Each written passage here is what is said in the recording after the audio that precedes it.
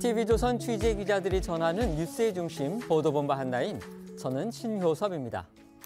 검찰의 서해 공무원 피격 사건 수사, 이재명 대표 최측근 김용 민주연구원 부원장의 불법 자금 수수 혐의 수사가 오늘 모두 중대한 고비를 맞습니다.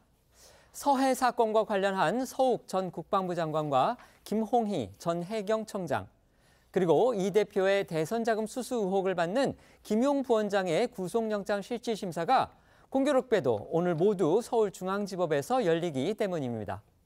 물론 구속 여부로 이들의 유무죄가 판가름 나는 건 아닙니다. 하지만 검찰 수사의 정당성, 적절성에 대한 1차 판단이 이루어진다는 점에서 오늘 법원의 판단이 수사 자체는 물론이고 전국에도 큰 파장을 미칠 가능성이 큽니다. 이재명 대표는 김용 부원장 영장 심사를 앞두고 방금 전 특별 기자회견을 열었습니다. 측근의 검은돈 수수 혐의 같은 핵심 쟁점에 대해서는 즉답을 피한 채 특별검사 수사를 제안했습니다. 준비한 영상 먼저 보시고 중대 갈림길 앞에선 사정정국의 한복판으로 들어가 보겠습니다.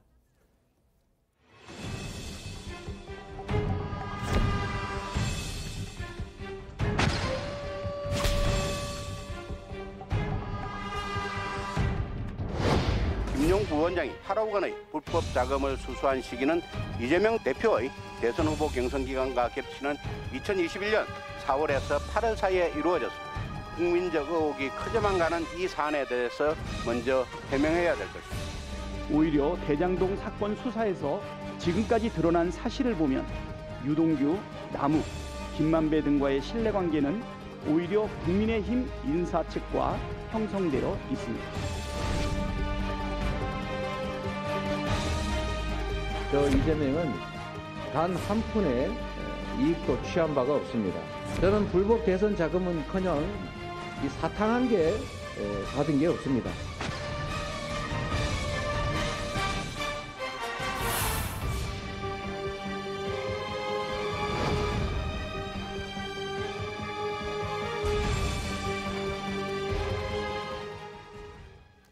검찰이 수사해오던 대장동 의혹이 이재명 대표의 대선 자금 의혹으로 번지면서 지금 파장이 날로 커지고 있습니다. 검찰 오늘 아침 예상대로 긴급 체포했던 김용 민주연구원 부원장에 대해서 구속영장을 청구했습니다. 네, 이틀 전 법원으로부터 체포영장을 발부받아서 김 부원장의 신병을 확보한 뒤 강도 높은 조사를 벌여온 검찰은 오늘 오전 김 부원장에 대한 구속영장을 청구했습니다. 체포 당시와 마찬가지로요, 정치자금법 위반 혐의가 적용이 됐고 혐의 사실은 보다 구체화했는데요. 검찰은 김 부원장이 유동규 전 본부장과 공모해서 지난해 4월부터 8월까지 20대 대선을 준비하는 과정에서 천화동의 4호 실소유주 남욱 변호사로부터 4차례에 걸쳐 8억 4,700만 원을 수수한 혐의라고 영장에 적시했습니다.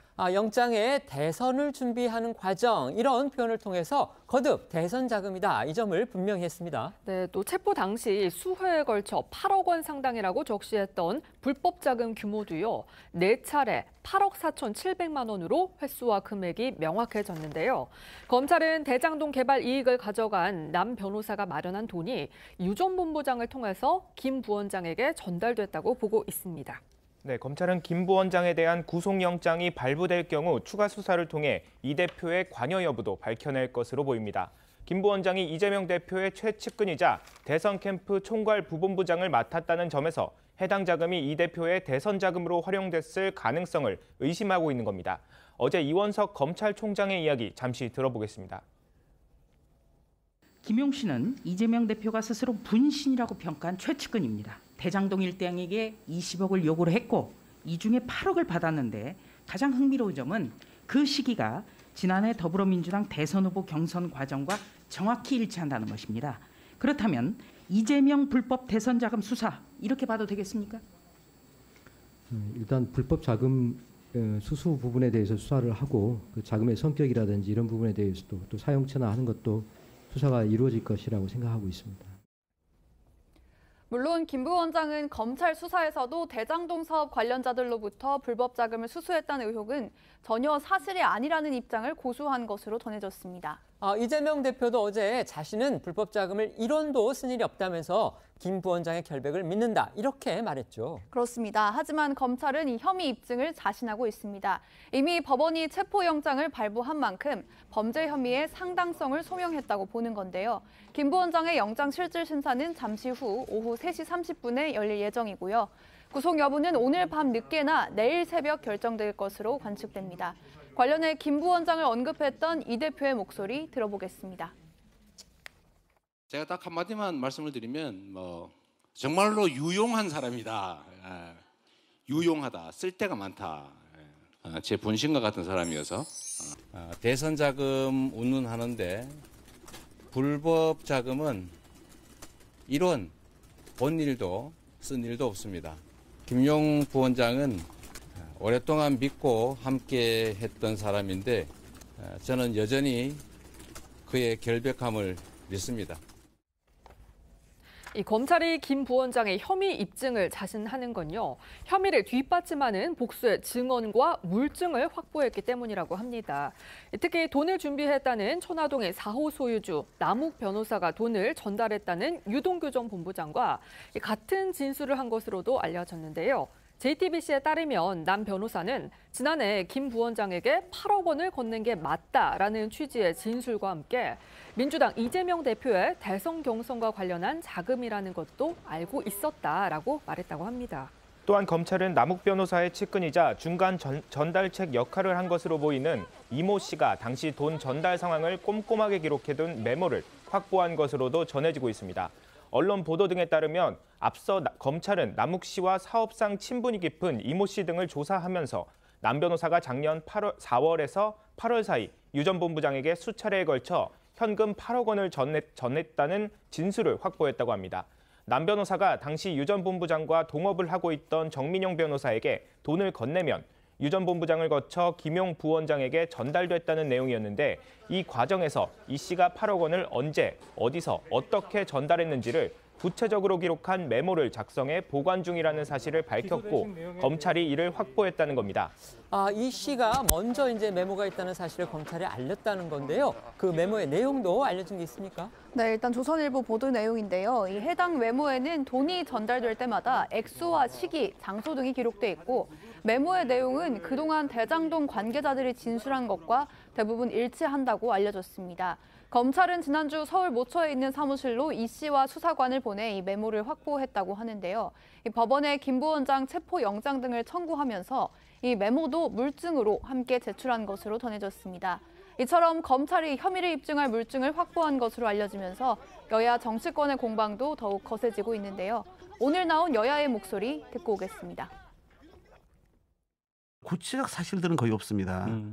남욱에서 유동규까지 돈이 왔다는 것들은 이미 알고 있는 것들을 다시 재탕 삼탕 무슨 메모가 나왔니 하는데 실제 그 문제에 대해서는 정확하게 좀 제대로 구체적으로 밝히고 있지 않거든요. 네. 그러니까 저희는 결국은 유동규 씨는 형량을 낮추기 위한 검찰은 소위 김용 부원장을 통해서 이재명 대표를 엮기 위한 서로의 이해관계가 맞아떨어진 것 아니냐라고 볼 수밖에 없는 지점들인 것이죠. 돈을 이렇게 줬을 때 장소, 액수를 적어놓은 이런 메모 이런 걸 지금 남욱 씨 측에서 검찰에 제출했다 이러한 보도가 나오고 있지 않습니까? 김용이 받은 돈은 결국은 이재명 대표가 받은 거다. 이렇게 볼 수 있는 그런 합리적 추론이 가능합니다. 김용 부원장을 받은 돈을 이재명 당시 후보가 알았냐 몰랐냐. 사실 이것이 다음에 이루어질 수사에 저는 가장 큰 부분이라고 생각합니다. 그렇기 때문에 지금 이제 하고 있는 그런 이재명 당대표의 발언은 결국은 꼬리 자르기용의 이런 발언이다 저는 그렇게 생각하고 있습니다. 그런데요, 대장동 일당으로부터 이제 돈을 받아서 전달한 것으로 알려진 유동규 전 본부장이 중간에서 배달 사고를 냈다 이렇게 지금 기사들이 나오고 있는데 이건 또 무슨 얘기죠? 네, 검찰이 파악한 바에 따르면요, 김용 부원장이 지난해 2월 유동규 전 본부장에게 대선 준비를 위해 돈이 필요하다라면서 20억 원을 마련해달라고 요구를 했고 유 전 본부장이 남욱 변호사에게 이를 전달해서 남 변호사가 정민용 변호사를 통해서 8억 원가량의 비자금을 유 전 본부장에게 전달했다 이렇게 알려졌죠.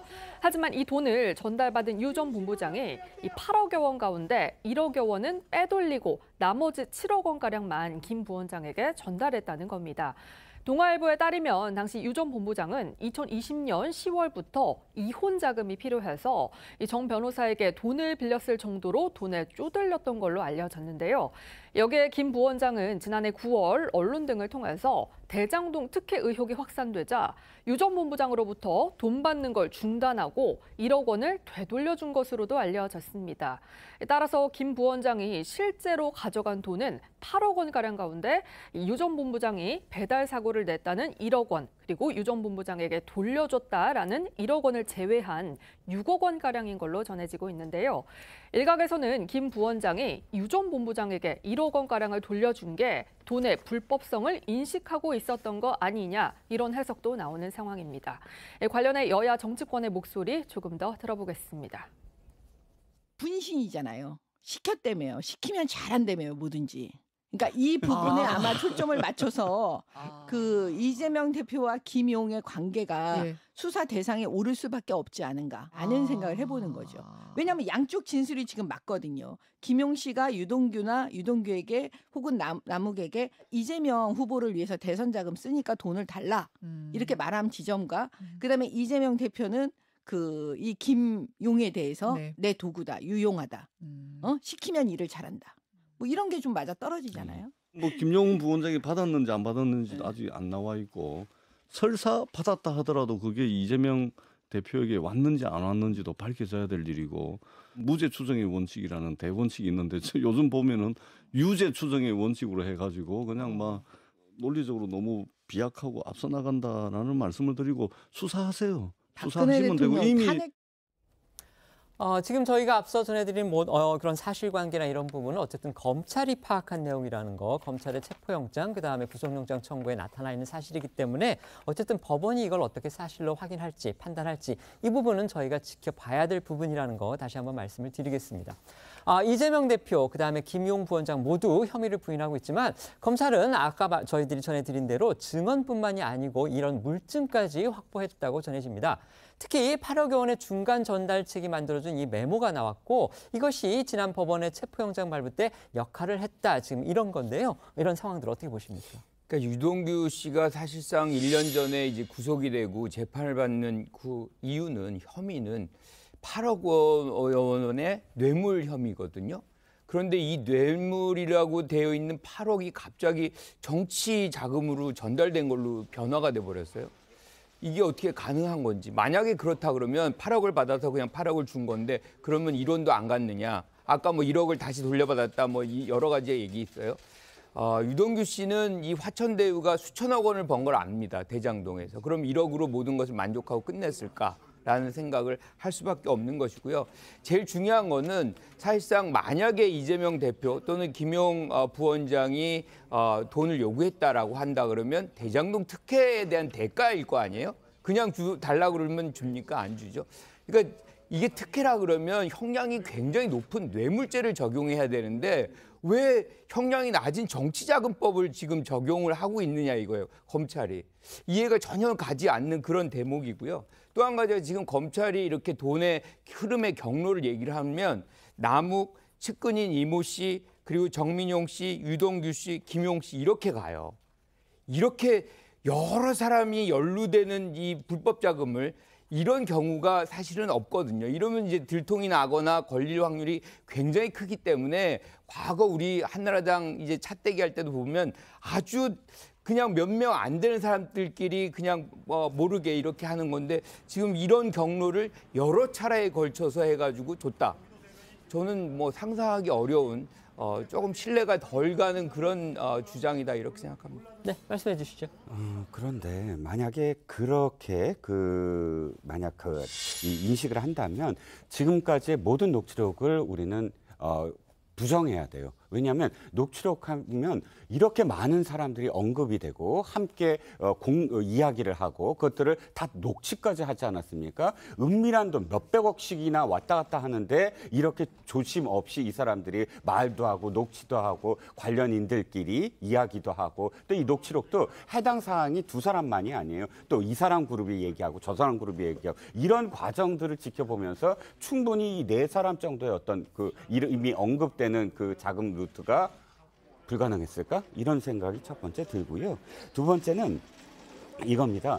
지금까지 이재명 대표가 부정했던 것들이 확실히 있었어요. 그러니까 자신이 지금까지 유동규 씨도 사실 측근이 아니고 뭐 거의 배신감을 느끼고 거리를 뒀거든요. 그런데 김용이라는 사람은 그렇게 할 수 없는 굉장히 가까운 사람이라고 지금까지 얘기를 했고, 그런데 그 김용 씨가 지금 등장을 합니다. 등장을 하는 와중에서 지금까지의 어떤 사건 프레임이 완전히 달라졌어요. 진짜 대선 자금으로 이게 완전히 달라지고 있거든요. 그렇다면 한 가지 추정해 볼 게 검찰이 이걸 조작을 했다? 조작을 하려면 마찬가지로 네 사람의 입을 다 막아야 돼요.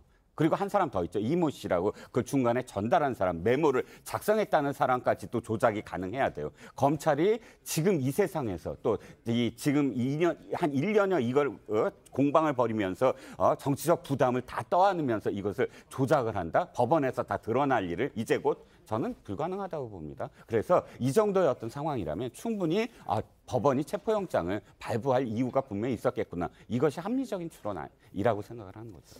정치권에서는 이재명 대표가 과연 어떻게 대응을 할지 이 부분 주목해 왔는데요. 이 대표 김용 부원장의 영장실질심사가 열리는 오늘 오전에 급히 특별 기자회견을 자청을 해서 대장동 특검을 제안하고 나섰습니다. 네, 그렇습니다. 전격적으로 이뤄진 오늘 기자회견은 이재명 대표의 강력한 의지가 반영된 것으로 전해졌습니다.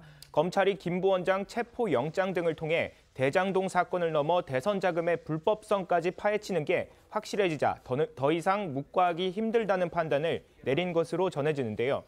또한 검찰이 민주연구원 압수수색까지 시도하면서 자신의 일로 당사까지 위험에 빠진 것에 당내 구성원들에게 미안한 마음을 가지고 이를 해소하기 위해서라도 서둘러 기자회견을 열 필요가 있었다는 점을 주위에 전달한 것으로도 알려졌습니다.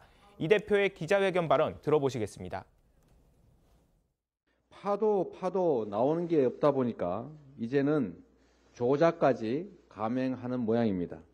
사건의 실체적 진실은 왜곡되고 야당을 향한 정치 탄압과 보복 수사에 칼춤 소리만 요란합니다. 거듭 말씀드리지만 저 이재명은 단 한 푼의 이익도 취한 바가 없습니다. 아무리 털어도 먼지조차가 안 나오니까 있지도 않은 불법 대선 자금을 만들고 있는 것입니다.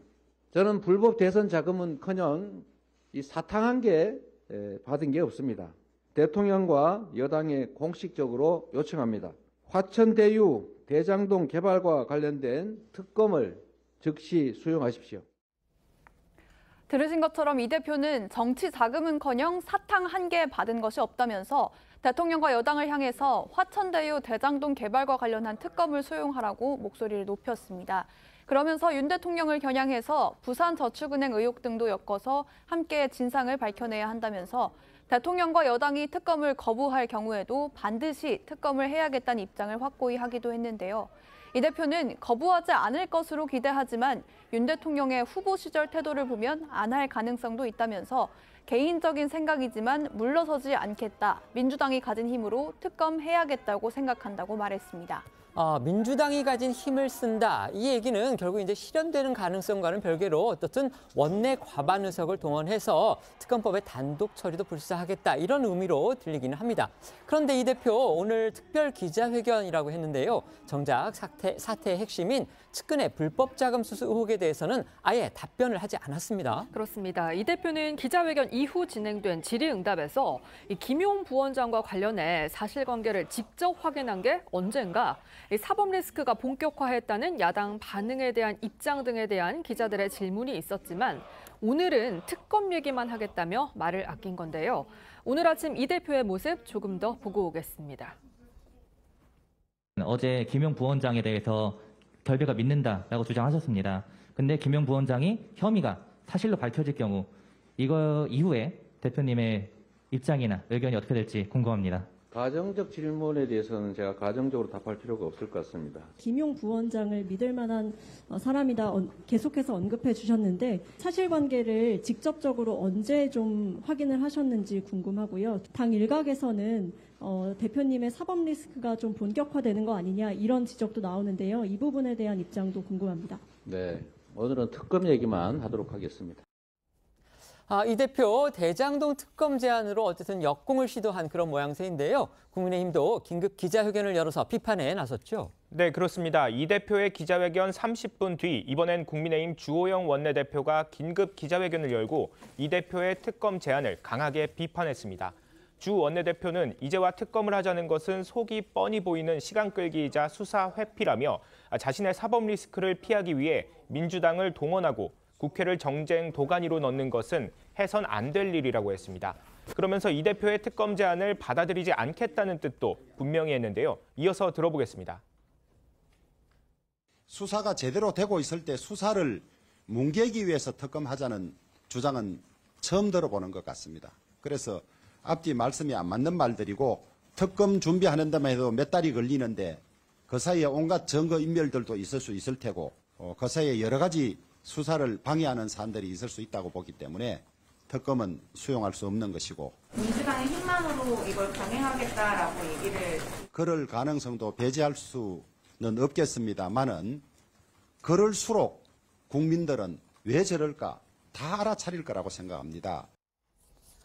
특검도 이제 법안으로 만들 수가 있습니다. 그럴 경우에 이제 대통령은 거부권을 행사하는 그런 것도 이제 가능한 그런 상황인데요. 어쨌든 언론 보도를 보면요, 대통령실은 이 대표의 이 특검 제안에 대해서 언급을 하지 않는 것으로 사실상 부정적 입장을 밝혔다고 합니다. 네, 그렇습니다. 이런 가운데 오늘 오전에는 유동규 전 본부장이 대장동 개발 특혜 의혹 사건 공판에 출석했습니다. 어제 새벽에 구치소에서 풀려나서 불구속 상태에서 재판을 받게 됐죠. 유 전 본부장은 검은 정장 차림에 넥타이를 매지 않고 법원에 들어왔고요. 출소 때와 마찬가지로 기자들의 질문에는 일절 답변하지 않았는데요. 앞서 검찰은 구속 연장을 위해 유 전 본부장이 추가 기소된 위례 신도시 개발 관련 재판 그리고 대장동 재판의 병합을 요청했는데 법원이 이를 받아들이지 않으면서 유 전 본부장은 수감 1년여 만인 지난 20일 어제 0시에 석방됐습니다. 오늘 오전 유 전 본부장의 출석 모습 보고 오겠습니다. 이용 씨한테 전달했다는 진술하신 거 맞나요? 진실을 밝혀야 돼요. 혹시 뭐 검찰 측 회의나 협박 있었을까요? 심경 변화 있으신 이유 있을까요? 김용 부원장의 체포에 유동규 전 본부장의 진술이 결정적인 역할을 했다 이렇게 알려지면서 유 전 본부장의 입에도 지금 상당한 관심이 쏠리고 있습니다. 유 전 본부장이 왜 입을 열었을지 이 부분에도 지금 여러 추측 그리고 해석이 나오고 있죠. 네, 법조계에서는요, 유 전 본부장이 정권 교체와 검찰 수사 강화를 기점으로 심경의 변화를 일으켰을 거다라는 해석이 나오고 있는데요. 윤석열 정부 출범 이후 검찰 조직에는 큰 인사가 이뤄졌고 또 대장동 개발 사업 비리 수사는 지난 7월부터 담당 수사심이 교체되면서 사실상 재수사 형태로 진행되기 시작했습니다. 또 대선 국면에서 제대로 수사하지 못했던 성남시 측과의 유착 의혹 부분이 다시 다뤄졌고 위례 신도시 개발 사업 비리도 수사가 추가가 됐는데요. 이 과정에서 서울중앙지법과 서울중앙지검에 자주 와야 하는 핵심 피고인이자 피의자인 유 전 본부장이 남은 수사와 중형 선고 등에 대해서 심리적으로 압박을 느꼈을 거라는 겁니다. 또한 법조계에서는 유 전 본부장이 입을 연 만큼 대장동 재판도 새로운 국면에 접어들 것이라는 관측이 나옵니다. 유 전 본부장이 이미 이재명 대표의 대선 자금 관련 진술을 시작한 만큼 민간 사업자가 과도한 이익을 챙기는 과정에서 대장동 개발 사업 당시 성남시장이던 이 대표가 어떤 역할을 했는지 밝힐 수 있을 거란 겁니다. 문화일보에 따르면 한 검사 출신 변호사는 유 전 본부장이 진술을 시작한 이상 자신의 양형을 낮추기 위해 지금껏 대장동 사업과 관련해 함구했던 내용을 추가로 말할 수 있다. 이렇게 내다본 것으로도 전해졌습니다. 이재명 대표가 최측근 김용 부원장의 구속영장 심사를 앞두고서 직전에 특검 카드를 꺼내 들었습니다. 그런데 그 기자회견의 내용이라든지 그다음에 기자회견에서 이재명 대표가 주장한 내용이 상당 부분 지난 대선 때 그 토론회를 등을 통해서 아니면은 그때 당시 기자간담회 등을 통해서 제안했던 그 내용과 별로 다르지를 않았습니다. 이거 어떻게 평가하시는지 패널들께 여쭤보겠습니다. 먼저 말씀해 주시죠. 그러니까 사실은 특검은 대선 기간 중에 국민의힘에서 가장 많이 주장했던 부분이거든요. 그러니까 그거를 지금 국민의힘이 거부한다는 건 조금 맞지 않는 것 같고 여야에 관련된 인물들이 다 연루돼 있거든요. 50억 클럽이라는 부분들은 대부분 지금의 여권 인사들이에요. 그러니까 왜 어떻게 해서 이렇게 이루어졌는지에 대한 궁금증이 여전히 남아 있는 겁니다. 그런데 어떻게 보면 혐의의 대상자인 이 대표가 지금 하자고 얘기를 하잖아요.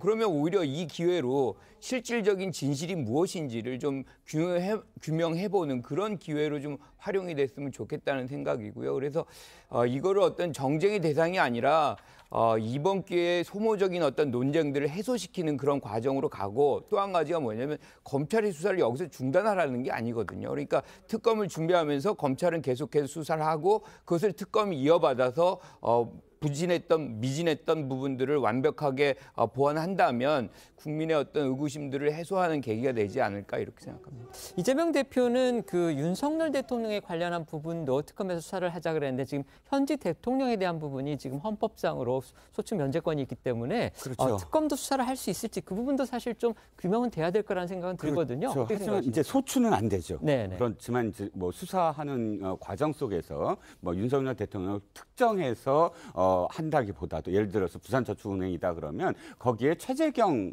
중수부 당시에 최재경 검사가 총 책임을 맡고 주인 검사였거든요. 윤석열 대통령은 그렇기 때문에 무슨 저축은행을 들여다본다라는 것이 꼭 윤석열 대통령 특정한 것 같지는 않아요. 전체적으로 그런 그 과정들, 그것이 제외된 과정들을 들여다본다고 하는 것인데 사실 그것도 저는 말이 안 된다고 생각을 합니다. 왜냐하면 당시에 대장동과 관련이 없었어요. 직접적인 관련은 없었어요. 네, 나중에 이제 그 뭐 시드머니화 돼서 대장동을 나중에 했다라는 얘기인데 그건 마치 이루어지지 않은 것을 미리 다 여기 과거에 다 알고 그것을 이건 대장동으로 나중에 먼 훗날 갈 돈이므로 이건 절대로 수사를 해야 된다. 이렇게 추측을 할 수 있는 검사가 누가 있겠습니까? 그리고 이미 그 당시에 120개 SPC를 다 수사를 해서 그 엄청난 규모의 피해를 어느 정도 피해자들한테 돌려주려고 노력을 했고 그중에 왜 부산저축은행이 안 됐느냐는 어느 정도 나왔습니다. 일반 PF였거든요. 그래서 이런 것들은 사실 정치로 다 이걸 치환하기 위해서 자신에 대한 수사를 다른 쪽으로 돌리려는 게 아니냐라는 생각이죠. 네. 이재명 대표를 둘러싼 사법 리스크가 고조가 되면서 국회 국정감사도 곳곳에서 파행을 거듭했는데요. 특히 어제 법사위의 대검찰청 국감장 그야말로 아수라장이 됐다고 합니다. 네, 민주당이 전날 민주연구원 압수수색 등에 항의하며 어제 대검찰청 국정감사를 보이콧하면서 오전 국감은 열리지 못했고요. 오후가 돼서야 국민의힘과 시대전환만 참여한 가운데 감사가 시작됐습니다. 그러자 민주당 법사위원들이 국감장에 들어와서 격렬하게 항의하며 야당 탄압을 규탄한다, 김건희도 수사하라라는 등의 구호를 외치면서 진행을 막아섰습니다. 국민의힘은 국감장에 나온 이원석 검찰총장을 상대로 따지라면서 국감 참여를 요구했지만 민주당은 거듭 국감 중단을 주장했고요. 이 과정에서 국민의힘 소속 김도읍 법사위원장이 민주당을 향해서 죄를 짓지 말든지라는 발언을 해서 또 한바탕 삿대질과 고성이 오가기도 했습니다. 어제 법사위 상황부터 보고 오겠습니다. 대검찰청에 대한 2022년도 국정감사를 실시할 것을 선언합니다.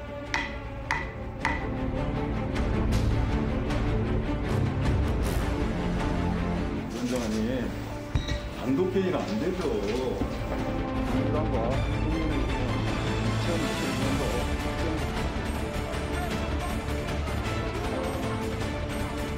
대검에 대한 국정감사는 오늘 실시할 수밖에 없습니다. 국정감사를 할 수 있는 여건을 만들어줘야지. 아니 이렇게 유린을 당해서 무슨 공태가 유린을 당해요.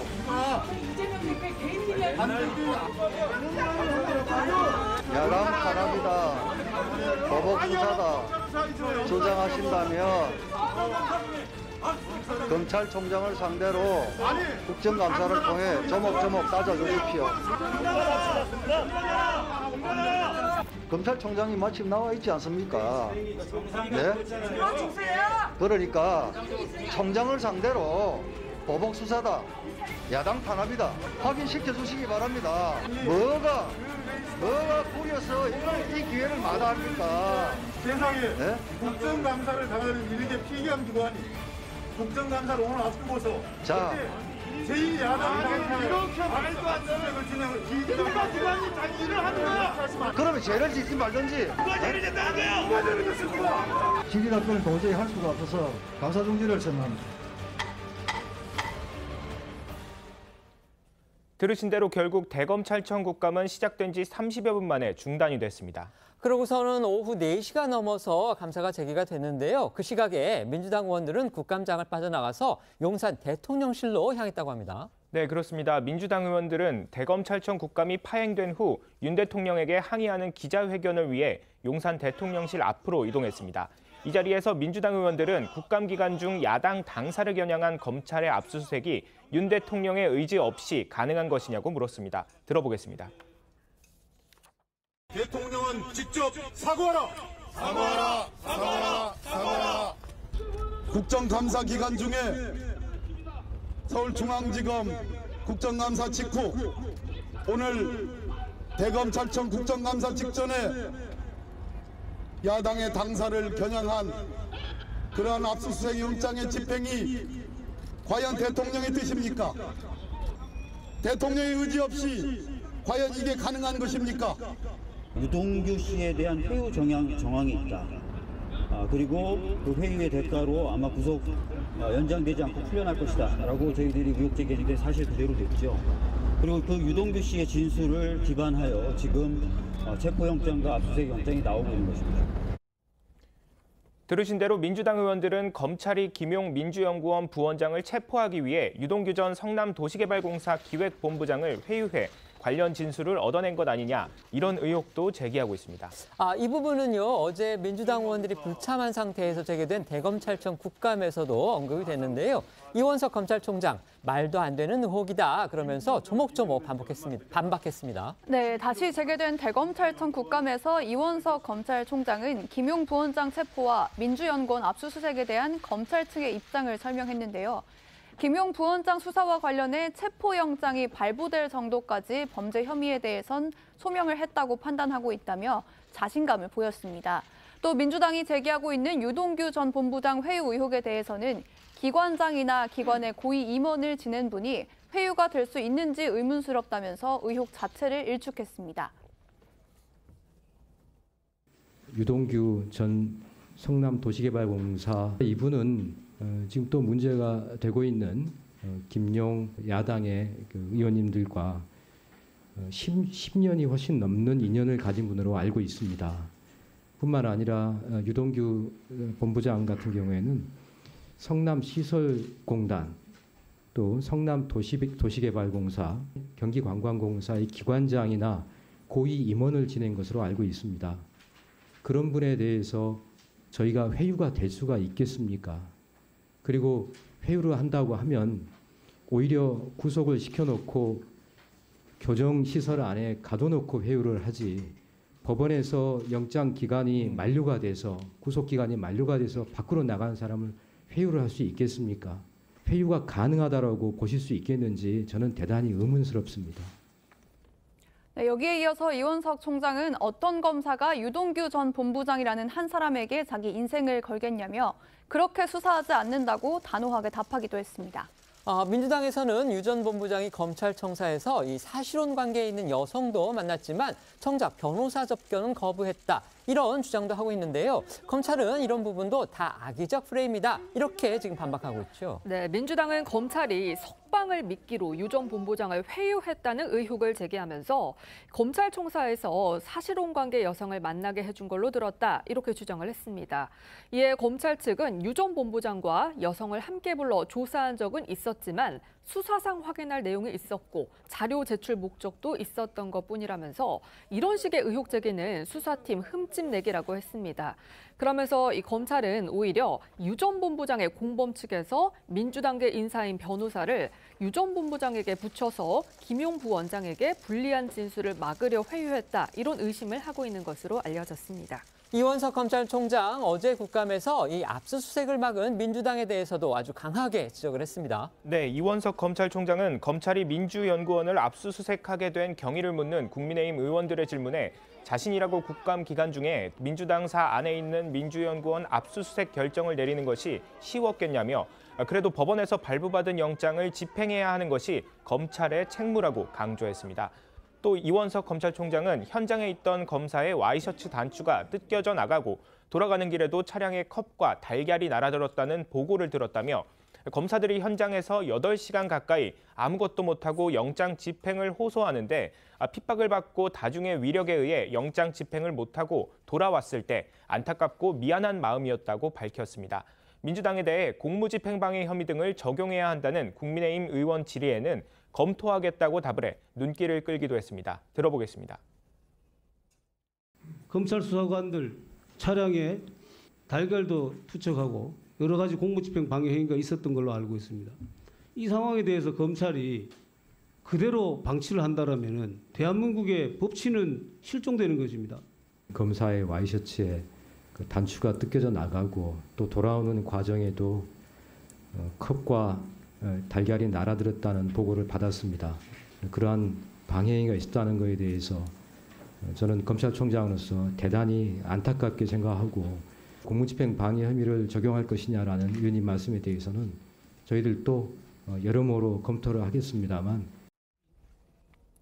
여야의 강대강대치는 오늘 오전 서울중앙지법 등 전국 주요 법원에 대한 법사위 국감에서도 이어지고 있습니다. 특히 어제 이 반쪽으로 치러진 대검 국감을 놓고서 여야 간 책임 공방이 아주 치열했다고 합니다. 네, 오늘 법사위 국감에는 여야 의원들이 모두 참석을 했는데요. 시작 전부터 어제 민주당이 국감을 보이콧하면서 국민의힘과 시대전환만 참여한 반쪽 국감이 진행된 것을 두고 고성이 오갔습니다. 전주의 국민의힘 의원은 민주당 의원들이 아무 일 없었다는 듯이 국감에 들어올 게 아니라 정당한 이유 없이 불참한 것에 대해 정중한 사과부터 해야 한다고 했고요. 기동민 민주당 의원은 민생 문제를 다 덮고자 기획된 정치 참사를 일으키는 것이 집권 여당과 정치 검찰, 윤 대통령이 할 일이라며 목소리를 높였습니다. 여기에 조수진 국민의힘 의원이 반발을 하고 나서자 기 의원은 당신 같은 사람 때문에 회의 진행을 할 수 없다고 조 의원을 지적하면서 감정 싸움으로까지 번지기도 했습니다. 이재명 대표를 둘러싼 사법 리스크가 고조가 되면서 국회 법사위의 국감이 파행을 거듭하고 있습니다. 어제 대검 국감에서는요, 이원석 검찰총장이 이런 답변을 내놨습니다. 여러 가지 내놨는데 특히 검사가 유동규 같은 사람에게 인생을 걸겠느냐. 결국 이제 유동규 본부장을 회유했다는 그런 야당의 지적에 대해서 반박을 한 건데요. 이 답변을 비롯해서 어제 이원석 검찰총장의 답변 어떻게 들으셨습니까? 그러니까 지금 이원석 검찰총장의 말이 약간 모순이 있어요. 그러니까 처음에는 유동규 씨 같은 분이 회유가 되겠느냐라고 얘기했다가 또 다시 이런 분한테 검사가 인생을 걸겠느냐.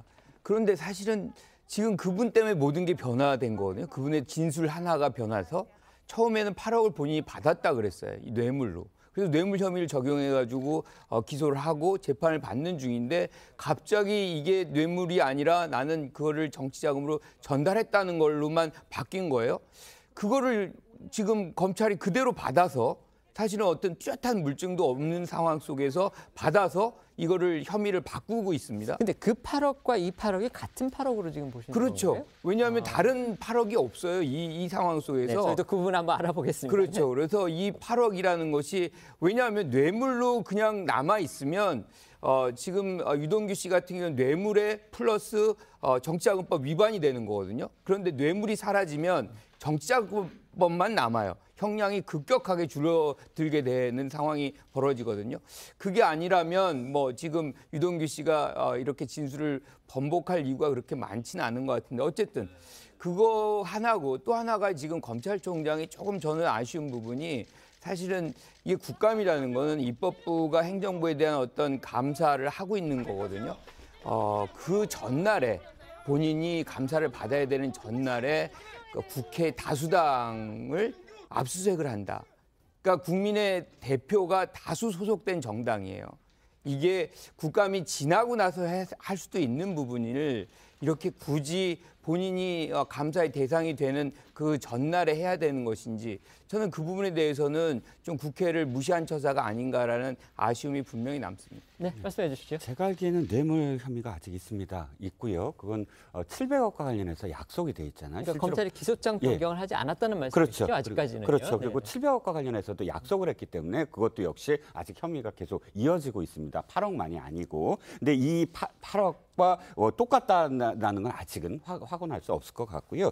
가장 중요한 건 이겁니다. 지금 이재명 당대표가 계속 어저께부터 주장하는 게 뭐냐면 남욱이라는 사람이 뭐 인터뷰에서 10년을 찔렀는데 CR도 안 먹히더라. 뭐 이런 특정 부분을 발췌해서 자식의 주장을 하는데 사실 녹취록들을 전체적으로 보면 정말 불리한 말도 남욱 변호사가 많이 했거든요. 이를테면 2012년 9월에 정영학 씨와 함께 나눈 대화에는 이 모든 것을 유동규, 이재명, 최윤길이 셋이서 각본을 짜고 했다라든지 또는 5월에 공개된 녹취록에 따르면 유동규 씨가 계속 무슨 얘기를 하냐면 시장 선거를 이거 2013년입니다. 우리가 어떻게 당선시킬 거냐에 대해서 포커스를 맞춰야 된다라고 남욱에게 유동규가 계속 얘기를 했다라는 거예요. 그건 그 다음에 뭐 예를 들어서 돈이라든지 선관위에 대해서 어떻게 한다든지 이런 뉘앙스가 다 포함되어 있는 말들이거든요. 그런데 이런 것들은 전부 다 삭제한 채 그 처음에 이건 남욱이 그 미국에 있다가 돌아오자마자 그 자리에서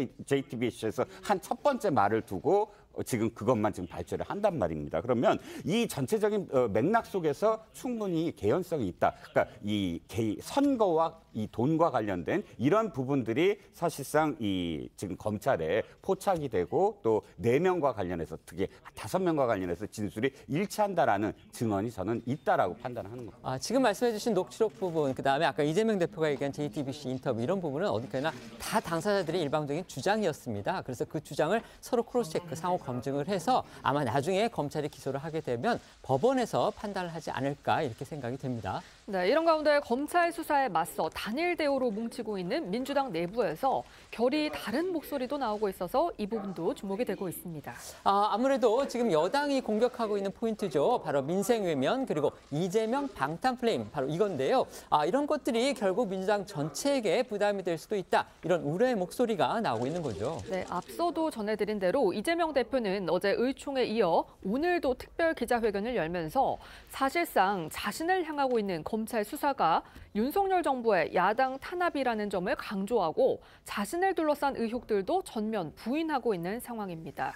이에 박홍근 원내대표 등 민주당 지도부 역시 진보 진영 지지 측에 결집을 호소하며 이 대표의 발을 맞추고 있는데요. 하지만 당내에서는요, 특히 비명계를 중심으로 예상보다 일찍 이 대표의 사법 리스크를 당이 짊어지는 모양새가 연출되고 있는 것에 당혹스러운 분위기도 감돌고 있습니다. 민주연구원의 압수수색을 막기 위해서 국정감사가 올스톱되는 상황도 발생했고 이후 국감 복귀를 결정하긴 했지만 법사위 국감은 여전히 반쪽으로 진행이 되고 다른 국감에서도 여야 대립으로 파행이 거듭되면서 이재명 대표를 지키기 위해 민생을 챙기지 않는다라는 지적을 피하기 어렵다는 우려가 나오는데요. 실제로 국민의힘에서는 더불어 부패 옹호당이다. 이재명 방탄 의원단이다. 이런 조롱 섞인 비판을 쏟아내면서 공세 수위를 높이고 있습니다. 이런 가운데요. 지난번 당권 경쟁에 나섰던 동교동계 출신 서른 의원은 실제로 이 대표에 대해서 좀 부정적인 목소리를 냈습니다. 네, 서른 의원은 한 라디오 인터뷰에서 김용 부원장의 체포 영장이 발부된 건 구체적인 정황이 있었기 때문이라며 사실상 김 부원장의 혐의가 사실일 가능성이 높다고 지적을 했습니다. 또한 자신은 앞서 전당대회 때도 이런 부분을 예견해 이 대표의 당권 도전을 반대했었다고도 말했습니다. 들어보겠습니다. 체포영장이 떨어진 거면서 그 구체적인 정황이 있었을 거라 봅니다. 구체적으로 액수가 나오고 하는 걸 보면은 검찰이 터무니없이 체포영장 발부하지는 않았을 거라 생각하거든요. 저는 이재명 대표를 직접 만나가지고 그건 우리가 당에서 맡아서 막을 테니까 대표로 나오지 마라. 그런 주문을 제가 했었죠. 이런 사태를 저는 예견하고 있었습니다. 이런 서른 의원의 주장에 최재성 전 청와대 정무수석은 한 라디오 인터뷰를 통해 지금은 신북풍에 의한 신공안정국인 상황인데 이런 한가한 소리를 하는 것은 민주당 국회의원의 발언이 아니라고 쏘아붙였습니다. 최 전 수석의 목소리도 한번 들어보겠습니다. 사정 내지는 어떤 부패나 이런 이 수사로 망신 주기 정도의 사안이 아니고 이건 신공안 정국이거든요. 신북풍으로 신공안을 형성하고 있다는 거예요. 서른 의원은 그러니까 내가 출마하지 말라고 했는데 서른 의원님의 발언은 대통령 후보 당내 경선쯤에나 할 수 있는 발언입니다. 또 당대표 출마에 반대를 했던 이재명 당대표 출마에 반대를 했던 정치인으로서 할 수 있는 그런 주장인데 지금 이 신공안 정국의 강도로 지금 태풍이 몰아치고 있거든요. 한가한 소리입니다. 이런 가운데 국민의힘에서는 민주당이 지금이라도 이재명 대표를 놓아야 한다고 공세를 이어가 눈길을 끌기도 했는데요. 정진석 비대위원장은 자신의 SNS에 이 대표가 옥쇄 전략과 연환계를 풀지 않으면 민주당은 이재명이라는 자연인과 함께 침몰할 것이라고 적었습니다. 옥쇄, 이 한자죠. 부서져서 옥이 된다 이런 건데요. 명예나 충절을 위한 죽음 이걸 일컫는 말입니다. 또 연환계라는 거는 이제 소설 삼국지에서 나오는 모든 배를 하나로 묶는 전략 이걸 뜻하는데 결국 이제 다 함께 죽자는 전략이다. 결국 이거를 지금 말한 것으로 보이죠. 네, 정 위원장뿐만 아니라요. 국민의힘 당권 주자인 김기현 의원은 자신의 SNS에 민주당이 이 대표를 즉시 손절하는 것이 최선의 해결책이라고 적었고요. 또 다른 당권 주자로 꼽히는 윤상현 의원도 한 라디오 인터뷰에서 민주당이 더 이상 단일 대우로 뭉치기는 어려울 것이라고 내다봤습니다. 오늘 검찰 그리고 정치권이 주시하는 또 다른 영장 심사가 있습니다. 바로 서해 공무원 피격 사건 관련자들에 대한 서울중앙지법의 구속영장 심사인데요. 서욱 전 국방부 장관 그리고 김홍희 전 해경청장이 오늘 구속의 갈림길에 섰습니다. 맞습니다. 서해 공무원 피격 사건과 관련한 첫 영장 심사기도 한데요. 검찰은 지난 13일 서 전 장관을 그리고 14일엔 김홍희 전 해양경찰청장을 불러 조사한 뒤 18일 구속영장을 청구했습니다. 오늘 오전 서 전 장관에 대한 영장 실질 심사가 있었고요. 잠시 후 2시엔 김홍희 전 해양경찰청장에 대한 영장 실질 심사가 진행되는데요. 먼저 오늘 오전 있었던 서욱 전 장관의 영장 심사 출석 모습 보고 오겠습니다. 네, 장관님 혐의 인정하십니까? 오늘 영장 심사에서 어떻게 소명하실 건가요? 사전 보고서에 허위 내용 쓰도록 지시하신 거 맞는지요? 네, 보시는 것처럼 굳은 표정으로 법원에 출석한 서 전 장관. 혐의를 인정하느냐라는 기자들의 질문에 아무 대답도 없었습니다. 서 전 장관의 구속 여부는 오늘 오후 늦게 결정될 것으로 전망됩니다.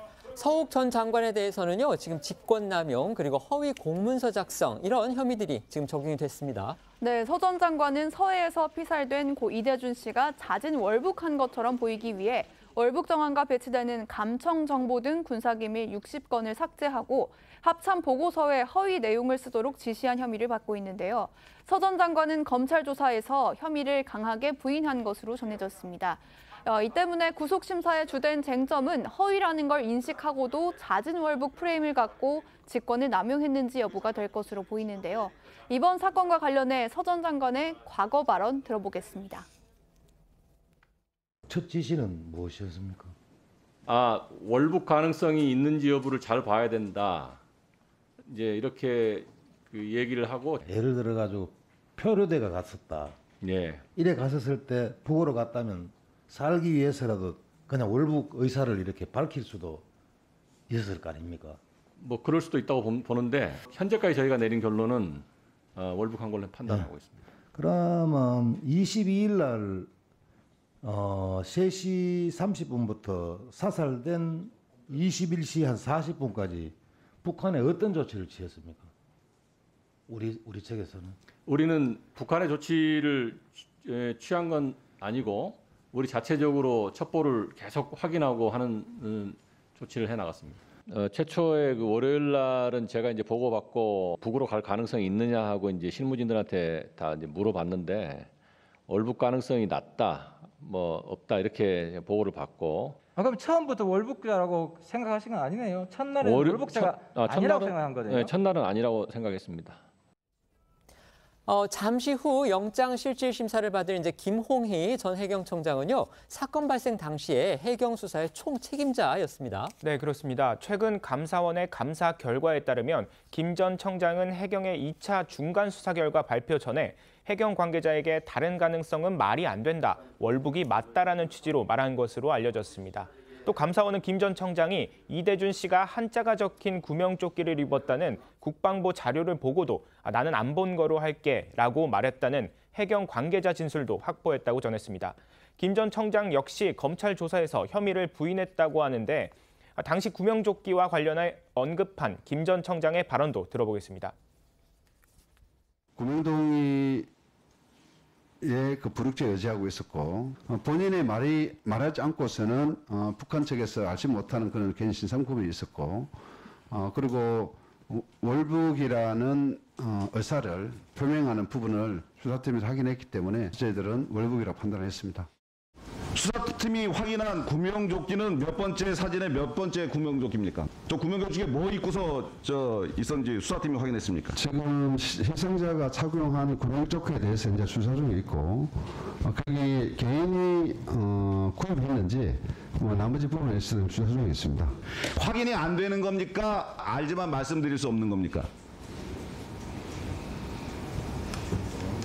현재 수사 중에 있습니다, 의원님. 아니 그러니까 수사 중에 있는데 이것도 얘기 못해요. 검찰이 김 전 총장에게 사자 명예훼손 혐의를 적용한 것도 눈여겨볼 부분입니다. 그러니까 당시에 김 청장이 이제 수사 결과를 발표하고 이런 과정에서 고인의 사생활을 지나치게 구체적으로, 그것도 사실이 아닌 부분도 있었는데 너무 구체적으로 발표했다, 이런 비판이 또 있었죠. 맞습니다. 고인이 북한군에 피격돼 사망한 지 한 달 뒤 있었던 3차 수사 결과 발표가 문제가 됐는데요.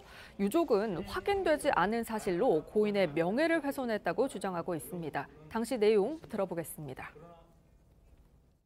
실종자는 출동 전후는 물론 출동 중에도 수시로 도박을 하는 등 도박에 깊이 몰입되어 있었음을 저희들이 확인했고, 북측 민간 선박에 자신의 인적 사항을 밝히고 월북 의사를 표명한 구체적인 정황 등을 고려할 때 실종자는 정신적 공황 상태에서 현실 도피의 목적으로 월북한 것으로.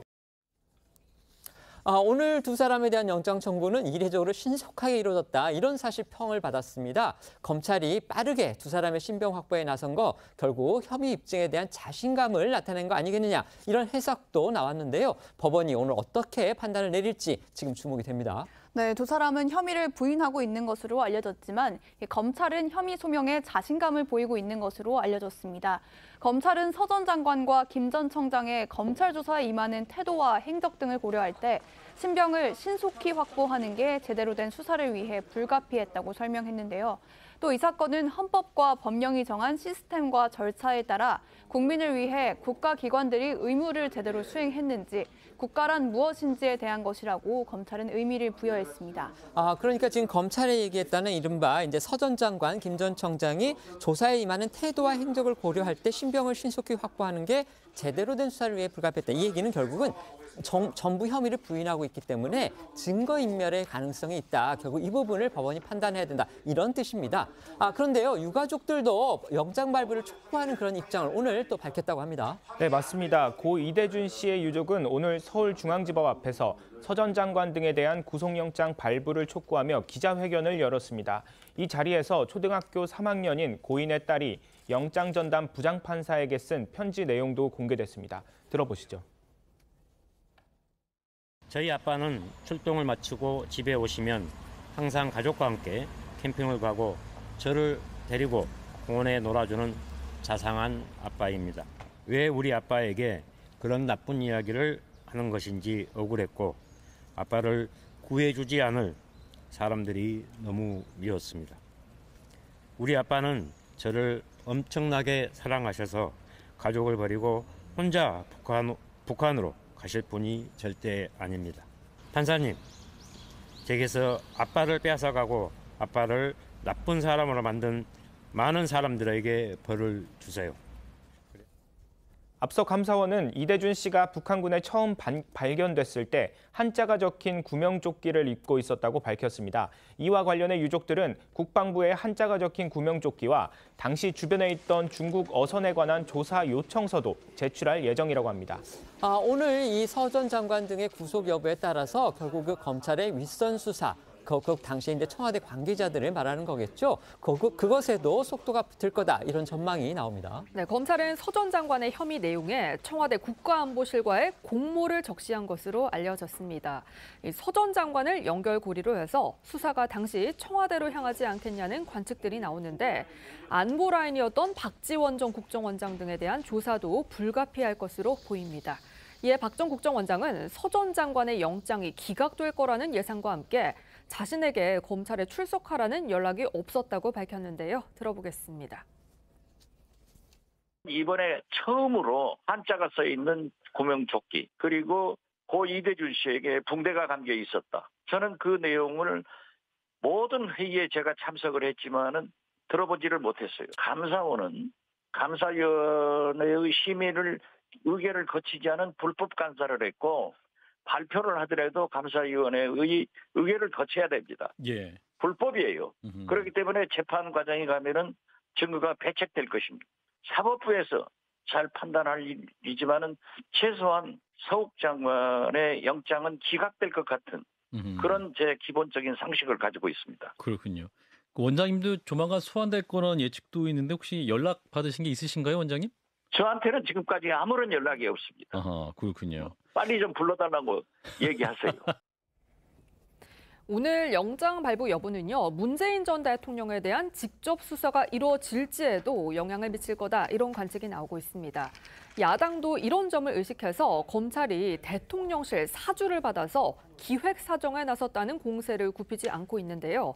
지난 서울중앙지검 국정감사에서 이를 두고 공방이 벌어지기도 했습니다. 들어보겠습니다. 이렇게 되면 문재인 대통령도 조사 대상입니까? 가정적 상황에 답변드리지 않습니다. 감사원과 검찰이 아주 긴밀하게 협조 관계로 지금 수사가 이루어지고 있다. 전혀 그런 사실 없습니다. 다녀온 사람들이 다 그런 이야기를 합니다. 수사 진행 경과와 속도를 보시면 아실 겁니다. 하루 다녀온 서욱 장관에게 바로 이렇게 영장이 청구가 됩니까? 전직 장관에게? 긴밀히 협조가 되는데 수사 의뢰된 지 며칠 되지도 않는데 영장을 청구할 수 있겠습니까? 이처럼 서해 공무원 피격 사건을 두고 국감에서도 여야의 신경전이 이어졌습니다. 충남 계룡대에서 열린 어제 국회 국방위의 육군본부 국감은 민주당의 국감 보이콧 논의 탓에 오전 질의가 취소되고 오후 2시가 넘어서야 시작됐는데요. 국감에서는 서해 공무원 사건과 관련해 군이 수집한 특수정보, 그러니까 SI 공개 여부를 놓고 설전이 벌어졌습니다. 어제 국감 대상인 육군과 직접 관련이 없는 사건을 두고 여야가 공방을 벌인 건데요. 민주당은 당시 고 이대준 씨에게 월북 의도가 있었다는 판단을 뒷받침할 근거로 SI를 공개해야 한다고 주장했고, 반면 국민의힘은 SI 공개로 자칫 수사를 방해할 수 있다고 맞섰습니다. 영상으로 보시겠습니다. 어째서 월북으로 추정할 수밖에 없다고 생각했느냐? 기록으로 나와 있습니다. 그 기록들을 모두 정리해서 국민들 앞에 내놓으면은 누가 그 짓을 하고 있는지, 누가 국민을 기만하고 있는지 자연스럽게 알 수 있게 된다고 생각합니다. 대한민국 국민인 공무원의 인권 당연히 중요합니다.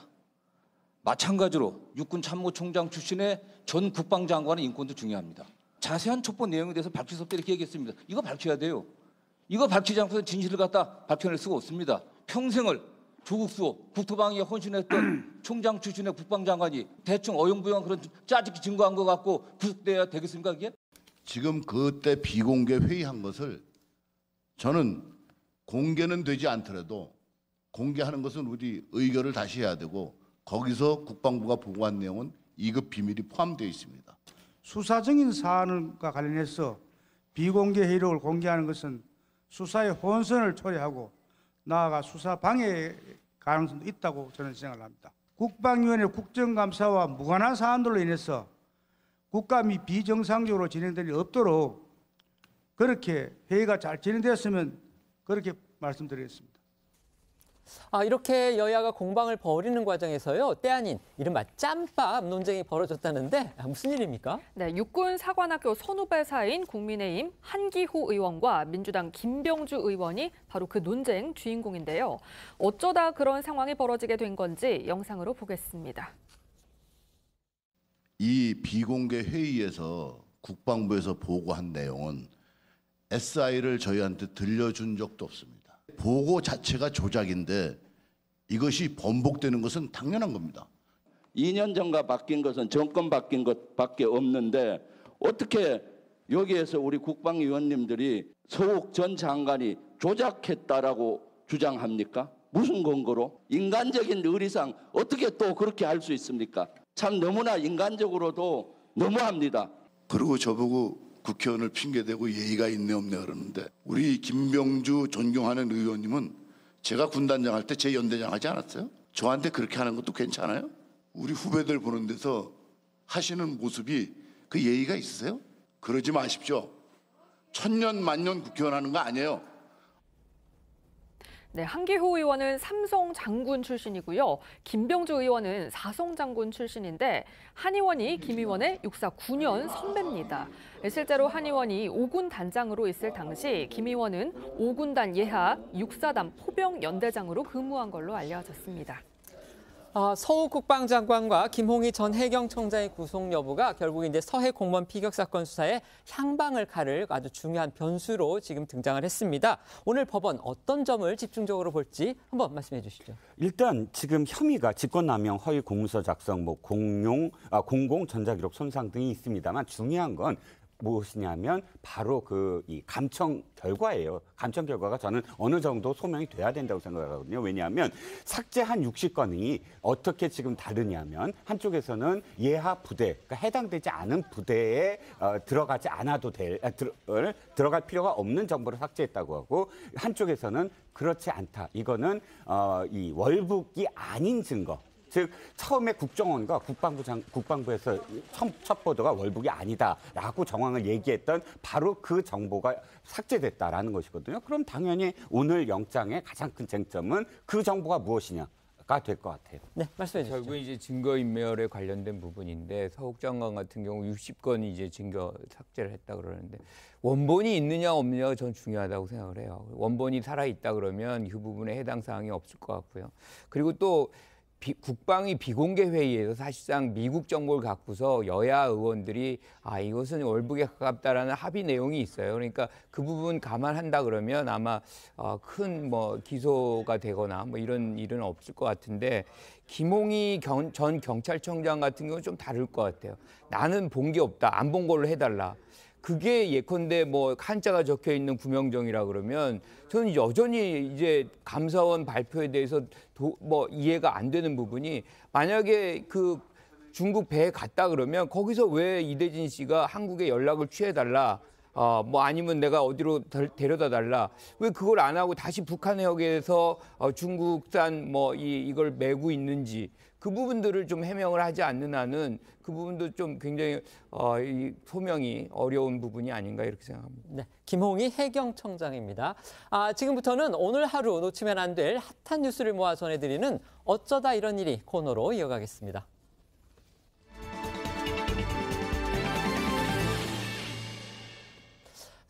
첫 번째 키워드는요. 빵 만들다 숨졌는데입니다. 어떤 내용이죠? 네, 브랜드 파리바게트로 잘 알려진 SPC 그룹 계열의 제빵 공장에서 지난 15일에 20대 여성 근로자가 기계에 끼어 숨지는 사고가 발생했었죠. 이와 관련해 오늘 오전 SPC 그룹의 허영인 회장이 서울 서초구 본사에서 대국민 사과를 했습니다. 앞서 SPC는 사고 이틀 만인 지난 월요일에 허 회장 명의로 낸 사과문을 통해서 직원의 사망 사고에 대해 깊은 애도와 사죄의 말씀을 드린다면서 조사에 성실히 임하겠다고 밝혔습니다만 논란은 지속되고 있는 상황이었죠. 오늘 사과 발표한 허 회장의 목소리 먼저 듣고 오시죠.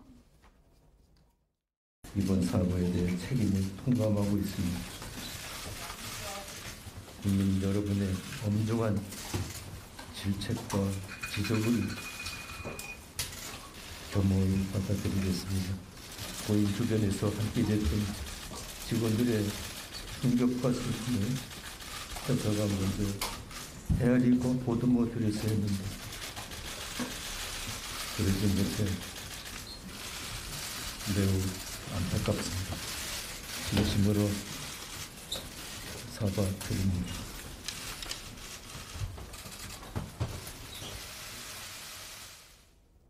고용노동부와 경찰은 이번 사망사고 강제 수사에 속도를 내고 있습니다. 어제 오후 고용부와 경찰은 경기 평택에 있는 SPC 계열사 제빵공장 본사 사무실을 압수수색했습니다. 윤석열 대통령이 어제 출근길 도어 스태핑에서 이제 해당 사고의 경위를 파악하라고 지시했다. 이런 사실을 공개한 이후에 반나절 만에 이뤄진 일입니다. 네, 그렇습니다. 윤 대통령은 어제 출근길에 기자들과 만나 참 너무 안타까운 일이라며 오늘 경위 파악을 지시했다라고 밝혔습니다. 이번 압수수색은 윤 대통령의 지시가 나온 지 반나절 만에 이뤄졌고요. 고용부는 이번 사고가 혼합기 끼임 방호 장치 등 기본적인 안전 조치가 없어 발생한 것으로 보고 정확한 상황을 조사하고 있습니다. 이렇게 SPC 측이 사태 수습에 나서곤 있지만요. 직원이 사망한 하루 뒤에도 공장을 가동한 걸 두고 비난이 일고 있고요. SPC 제품 불매 운동 조짐까지 나타나고 있는데요. 특히 SPC 사측이 이번 사고로 숨진 20대 근로자 빈소에 빵을 보낸 것이 알려져서 빵 만드는 공정 중 사망한 고인과 가족을 잃은 유가족의 심경을 배려하지 못한 처사라는 비판까지 일고 있습니다. 이번 일은요, SPC 측이 빈소에 놓고 간 박스 2개에 빵이 담긴 것을 발견한 유족이 사진을 공개하면서 알려졌는데요. 사진을 보시면 박스 안에 땅콩 끓인 빵과 단팥빵이 담겨 있습니다. 아마 회사 측도 뭔가 이유는 있었겠지만 이 빵을 만드는 공장에서 일하다가 사고를 당해서 숨졌는데 그 빈소에 빵을 주는 게 맞느냐, 결국 부적절한 처사 아니냐, 이런 지금 비판이 나오고 있는 겁니다. 논란이 커지자 SPC 측은 직원이 상을 당하면 일괄적으로 나가는 경조사 지원품이지만 세심히 살피지 못한 점 사과드린다며 해명했습니다. 두 번째 키워드 보겠습니다. 혼인신고했어요. 영화계 흥행 보증수표로 불리는 마동석 씨 사진이네요. 그렇습니다. 영화 범죄도시 시리즈로 많은 영화팬의 사랑을 받고 있는 배우 마동석 씨가 오랜 연인인 예정화 씨와 부부가 된 사실이 뒤늦게 알려져 화제입니다. 마동석 씨는 어제 열린 제12회 아름다운 예술인상 시상식에서 올해의 영화예술인상을 수상했는데요. 맛있는 수상 소감과 함께 그동안 연인으로 알려졌던 예정화 씨를 아내라고 칭해서 눈길을 끌었습니다. 이로써 이 두 사람이 부부가 된 사실이 알려지게 된 건데요. 결혼 사실을 직접 밝힌 마동석 씨의 목소리 들어보시죠. 그런데 저한테 이렇게 의미 있고 가치 있고 큰 상을 주셔서 따뜻한 격려라고 생각하고 감사히 받겠습니다. 더욱더 책임감 있게 연기하고 영화도 제작하고 많은 사람들한테 즐거움을 줄 수 있는 그런 사람이 되도록 더욱 노력하겠습니다. 그리고 마지막으로 저를 항상 응원해 주시는 제 아내 예정화 씨와 우리 가족들 너무 사랑하고 감사드립니다. 그러니까 공식 수상식장에서 수상 소감을 통해서 이제 깜짝 결혼 발표를 한 건데요. 사실 팬들은 두 사람이 언제 결혼을 발표할까 궁금해했었죠. 네, 17살이라는 나이 차를 극복하고 2016년부터 공개 열애 중이었던 두 사람은요. 꾸준히 결혼설이 나온 커플이었죠. 1971년생인 마동석 씨는 올해 만 51세로 결혼 정년기를 지난 터라서 늘 화제의 중심이었는데요. 같은 소속사 선후배에서 연인으로 발전한 예정화 씨와의 6년 열애 끝에 결실을 이루게 된 겁니다. 소속사 측에 따르면 두 사람은 이미 지난해 혼인신고를 마쳤다고 하는데요. 코로나19 여파와 바쁜 일정 탓에 결혼식은 추후에 올릴 예정이라고 합니다. 예정화 씨는 모델 출신 방송인으로 대중에게 주목받았지만 2017년 SNS에 올린 인증샷이 문제가 된 뒤 이렇다 할 활동을 하고 있지는 않았습니다. 하지만 마동석 씨와 동행하는 모습은 여러 차례 포착돼 눈길을 끌었습니다. 마동석 씨가 헐리우드의 마블 시리즈에 출연하며 월드스타로 주목받는 동안에도 늘 예정화 씨와 동행하는 모습이 자주 포착되곤 했습니다.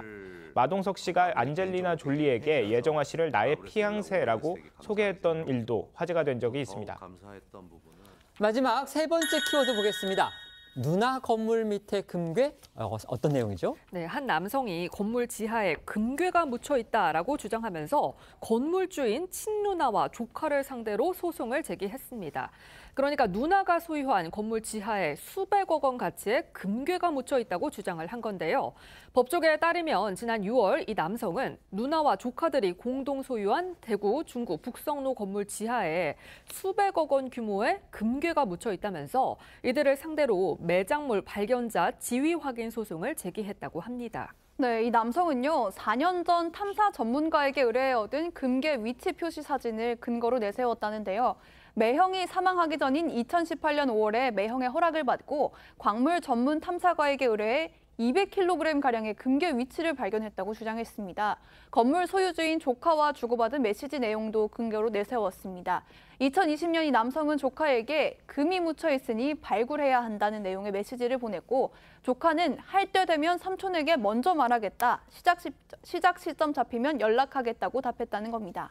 지금 국내 금 시세가요, 1g당 약 7만 5천 원 정도라고 합니다. 이 남성의 주장이 맞다면 지금 지하에 묻혀있을 금괴의 가치가 150억 원이 넘습니다. 네, 그렇습니다. 민법 254조에 따르면 타인 토지에서 발견한 매장물은 그 토지 소유자와 발견자가 각각 절반씩 취득하게 된다고 합니다.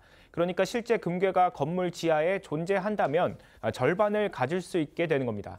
그래서 소송 결과 어떻게 됐습니까? 재판부는 금괴가 있다는 객관적 증거가 없다며 소송 비용까지 원고, 그러니까 소송을 제기한 남성에게 부당하도록 했습니다. 여러 근거를 내세우며 소송을 했지만 결국 기각된 건데 재판부는 전문가에게 의뢰해 매장물이 묻힌 위치가 표시된 사진을 주고받은 건 맞지만 이들이 금괴를 직접 눈으로 확인한 상태는 아니었다며 조카와 주고받았다는 메시지 역시 금괴 탐사 의사만 보일 뿐 금괴의 존재 여부가 객관적으로 인정되는 것은 아니라고 기각 이유를 밝혔습니다.